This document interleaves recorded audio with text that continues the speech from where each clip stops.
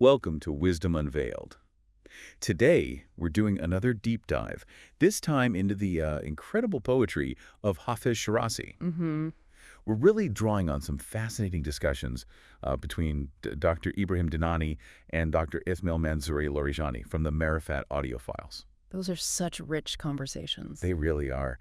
And just a quick heads up for everyone listening, this is basically our take, a translation of sorts of these talks with Iranian philosophers.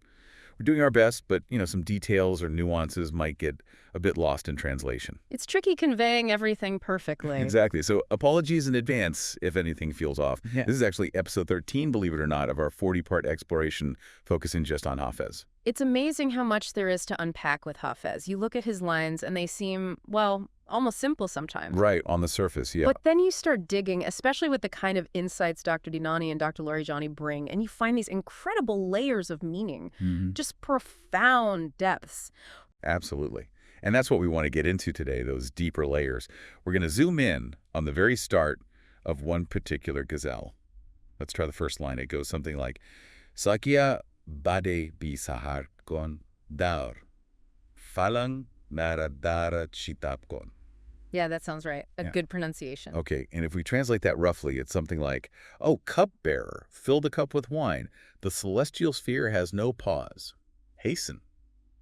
I mean, it sounds pretty direct. It does, doesn't it? Almost like an order. And, your first thought might just be, okay, it's a carpe diem kind of thing. Seize the day. Live in the moment, enjoy life. Makes sense. Totally. But, this is Hafez we're talking about. There's always more going on beneath the surface, isn't there? Always.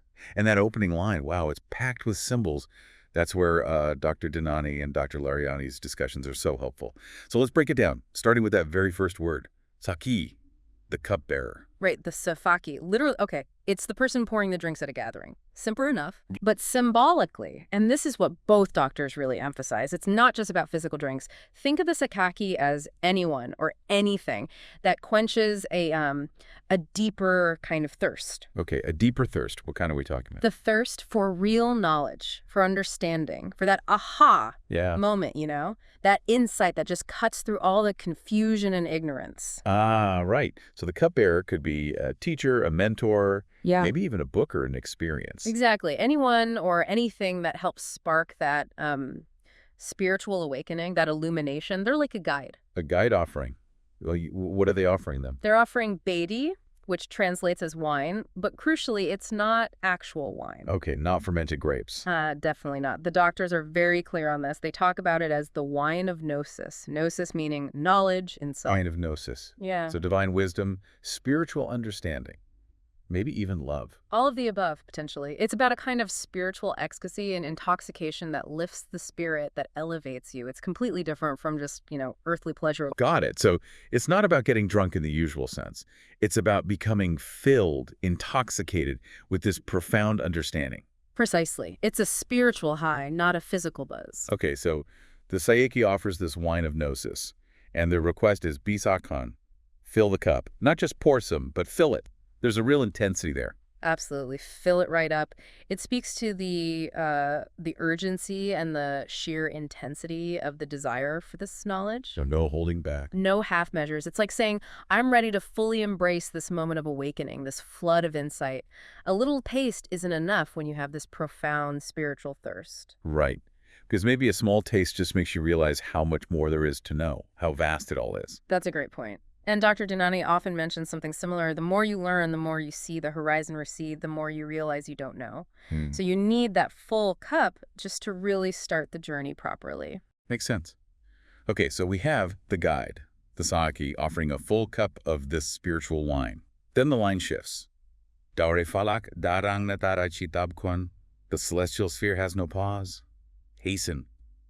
The tone changes here. It feels more urgent. It really does. And to feel the weight of that, you kind of have to put yourself back in Hafez's time, how they understood time itself. It was tied to the cosmos, wasn't it? Like the Ptolemaic system, the spheres turning. Exactly. The heavens constantly turning. So, Dauri falak darang nadara, the sphere of the heavens, the cosmos, it doesn't pause, it doesn't delay. That directly translates to time doesn't stop. It just keeps flowing relentlessly. Highlighting how fleeting everything is. Yeah. Life, moments, chances.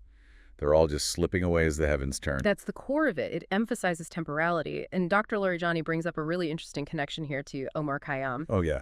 Yeah, because Khayyam also wrote a lot about, the value of the present moment, how brief it is. There's a shared sense of time just marching on, unstoppable. So when Hafez adds Shitab Khan hasten, hurry up, it's not just friendly advice. No way. It's a command, an urgent one. Act now. Grab this spiritual opportunity, this chance for insight before it's gone.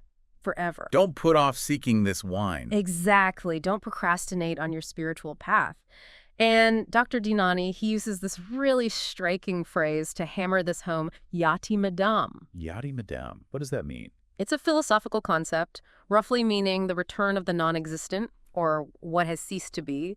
He uses it to show just how irreversible time is. Once a moment passes, it literally becomes non-existent. It cannot come back. Wow. So that missed chance for awakening, that moment you didn't seize, it's not just gone, it's like it never was, in a way. You can't get it back. Precisely. It makes that call to hasten incredibly powerful. The present moment is all you have to act. That really lands. Now, you mentioned earlier that they also bring in this idea of ka'ab, meaning ruined or maybe intoxicated, even though it comes later in the poem. How does that fit in here with this urgency? Yeah, karab is such a crucial word for Hafez. The doctors point out it has this dual meaning, which is really key. On one level, it does mean literal ruin, decay, the kind of ruin time brings to everything physical entropy, basically. Right, the way things naturally fall apart. Mm-hmm. But then there's the other meaning, the mystical one, karab, as a state of spiritual ruin. But it's a ruin that the mystic actually seeks out. Seeks out ruin. That sounds counterintuitive. It does. But it's about being deliberately ruined or overwhelmed by divine love, by that wine of gnosis, so much so that your ego, your attachments to the world, they just dissolve. They get shattered. Ah, so it's a kind of dismantling of the self. Exactly. A sort of delightful disintegration, you could say. Dr. Dinani calls it kara ebad, a ruin that leads to flourishing, to being built up in a better way. So tearing down to rebuild something divine within. Perfect way to put it. You have to clear away the old structures, the ego, the attachments, the illusions, to make space for true spiritual knowledge to be built. Letting go of the temporary to make room for the eternal. You got it. And this ties right into the Sufi symbol of the Karabat. The Tavern of Ruin. We hear that a lot in Rumi and others too. Yes. And Dr. Dinani, drawing on Shaba's story, explains it's not a literal pub. It's a symbol for a place or maybe a state of mind where you intentionally go to break free. Break free from what? From, well, empty social rules, from rigid dogma, from your own selfish desires, all the stuff that kind of traps the soul. So the Tavern of Ruin is actually a place of liberation. Absolutely. Shaba's story called it the abode of the bird of the soul, the abode of the placeless. It's beyond ordinary constraints.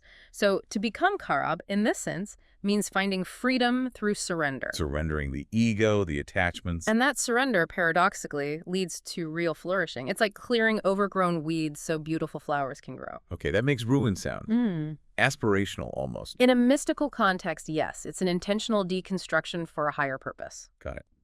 Now, they also look at the second couplet of this ghazal, right? To add more context, what does that say? Right. The next two lines are, Bedi furosh ze mashrek sar bar amad. Kar talabe barage, javetani koni tarke kwabgon. Okay, and the translation. Roughly, the sun of wine rose from the east of the cup. If you seek the leaf of eternal life, abandon sleep. The son of wine, korshideme. Literally, son of wine.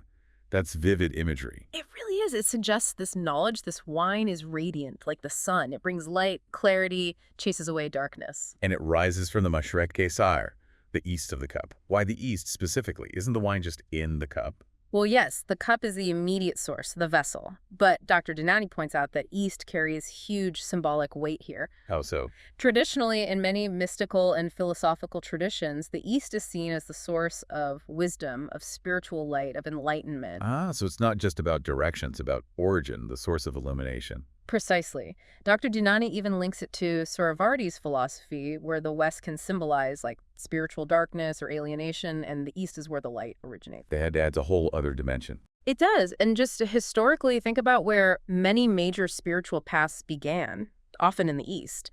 So Hafez might be tapping into all of that wisdom, light, dawn coming from the East, but being delivered through the cup, right here, right now. Wow, okay. And then the line talks about seeking the Bargi Javadani, the leaf of eternal life. What's that about? That symbolizes true, lasting life. A life beyond physical decay, beyond that worldly karab we talked about. It's the real deal, the enduring existence you gain through spiritual awakening. Okay, so how do you get this eternal leaf?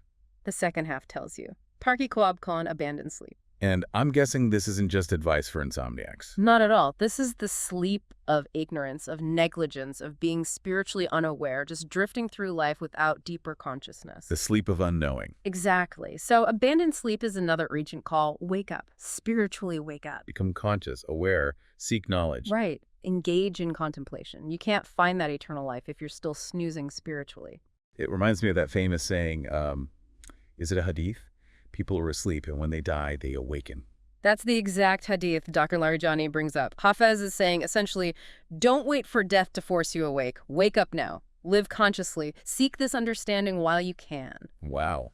Okay, so just in these first, 4 lines, Hafez weaves together the urgency of time, the power of divine knowledge or love as wine, the need for a kind of constructive ruin to break free, and this desperate need to abandon sleep and awaken spiritually to find real eternal life. That's incredibly dense. It's astonishing, isn't it? The artistry is just breathtaking. How much meaning is compressed into so few words. He lays out a whole spiritual map right there in the opening. Urgency, transformation, freedom, awakening. Yeah. All there from the get-go. Masterful. It really is. And these themes, you see them echoing throughout his work. These opening lines are like a perfect entry point into his whole world. So just to kind of recap the core ideas from Dr. Dinani and Dr. Larijani's perspective on these opening lines. Sure. We have the Saki, the guide, offering the Badadi, that transformative wine of gnosis. The command to Shitab Khan, hasten, because time, the Dari Falak, is relentlessly moving. Opportunity is fleeting. Right. And then the idea of karab, spiritual ruin, not as a negative, but as a necessary clearing away for growth. Exactly. Followed by the second couplet's imagery, the Khorshidi-me, the sun of wine rising from the symbolic east. The source of light. Offering the path to the Bargi Javadani, eternal life, but only if you Tarki Kwab, abandon that sleep of ignorance. It hangs together so beautifully. It really makes you want to read past the surface level of the poetry. Absolutely. It invites that deeper reflection. Which maybe brings us to, thinking about our own lives. What are those moments of clarity, those mornings of insight that dawn on us? Yeah, how do we even recognize them when they happen? Yeah. Do we seize them? Do we hasten when that cup of understanding is offered? Or do we let it pass by?